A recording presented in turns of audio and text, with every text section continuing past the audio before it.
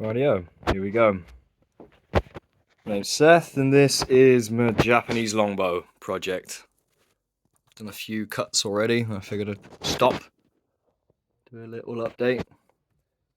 So yeah, we've got a branch. We've got a branch of what I believe is Japanese yew or Pacific yew. It's yeah, you tell by the bark. Other yews of sort of a more oaky style, fractured look to them, but it's not really. Yeah, it's not really any good bits to show. This type of yew is much more flaky, sort of a pink, flaky bark to it. That's been part of my learning process, really. Learning wildwood has been an eye-opener for sure. Yeah, this is a 80 odd inch piece of wood, sorry.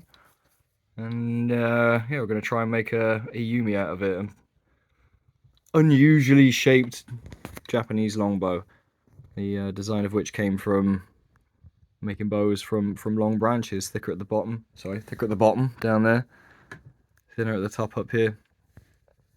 Yeah, your traditional Yumi is a composite bow. What were the woods now? There's definitely bamboo on the back of it there. A waxwood, I believe I remember. I can't remember the rest of them. Yeah, I don't want to do a dishonor to the bow. It's a composite bow made in a very particular way. But what we can do with yew is make many bow designs that you'd normally make with other materials just out of this one piece of wood because of its unique layup. Not all that unique. It's pretty unique. I'm not sure how many. Well, lots of woods will have a sapwood heartwood combination. Something like ash doesn't really have a distinct heartwood and sapwood like this. I'm sure other woods do, but yeah, yew is really well set up. The sapwood acts very well under tension, and the heartwood is dense.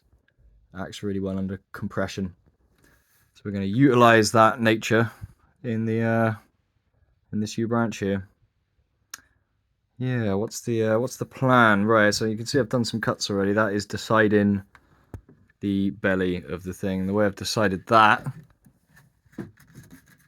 is by this nice clean back. That's why I chose it from the forest, because there was no imperfections all the way down there, all the way down this side of the branch. Doesn't really matter which way it's bending, you can adjust that. But what you want is that super clean back. And once you've sort of identified that, then you can start deciding your belly. Obviously, to take wood away from the back of the thing is what's going to make it bend. So yeah, it's a tricky one, this. I did a video on this the other day. The wood's natural bowing orientation is there, but that doesn't follow the neatest back. So what I've done is follow the back in, and even though it doesn't follow the neatest curve of the wood, I know later on I can straighten that out. Once I've taken this wood away, let's get them in the light a little bit better. And once I've taken the back away, sorry, the belly away, run that all in a nice straight line all the way down there, being mindful of the handle. Once I've got it thinned down to a point, I'll be able to pull either the bottom to the left or this top to the right and get the thing straightened up again. And hopefully I've eyeballed it in a way, so once I've done that, we've got a nice flat belly and back. Effectively ended up with the sort of piece of wood that you would laminate together in your traditional Yumi.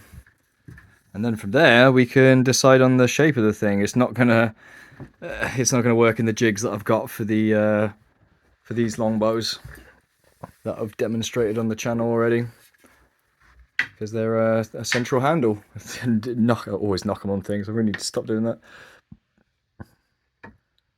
Took this one to Wales Archery Specialist today, and we got 140 feet per second out of it, which is not bad for a rotten log from the forest, I don't think. And 140 with the longbow as well. both of these will be going up for sale if anyone's interested once they're all finished up. This one's looking alright now. I've smoothed it down. Ash handle, sorry, ash rest, western red cedar, sound absorbent and shock absorbent, respectively. And then this little strip here is African mahogany. And I'm hoping that's going to really pop when it waxes and polishes up. Come on, get in the light there. It's hard to move these longbows around without, or into the position that I want without knocking them on things. The grain on that mahogany is outstanding. My brother's working on some of that right now, doing some smaller pieces. Yes. I hope this works. It's a pretty decent piece of wood, but you never really know with raw stuff. You could get underneath this and I've seen little imperfections in the outside will have potentially let it rot, let fungus in. But yew is quite resistant to most fungus. So I've been quite fortunate in what I've been able to find. Yeah, the plan. Take the draw knife down the rest of this. Now I'm sounding dozy. I've literally just had my dinner. So I figured I'd do this while I'm digesting my dinner. So yeah, I have a cup of tea. I'm going to take the draw knife down the rest of this belly here and identify the handle. Let's see if we get that out the way quick enough. I might do some heat gunning and then leave it to cool down overnight. We shall see. Yeah, thanks for dropping in, everyone. Thanks to everyone who subscribed. I will keep you updated with this thing. I hear there's a desire for them. And because they're so long, they're hard to post over from Japan, so it makes them very expensive. So yeah. Wish me luck. Thanks again.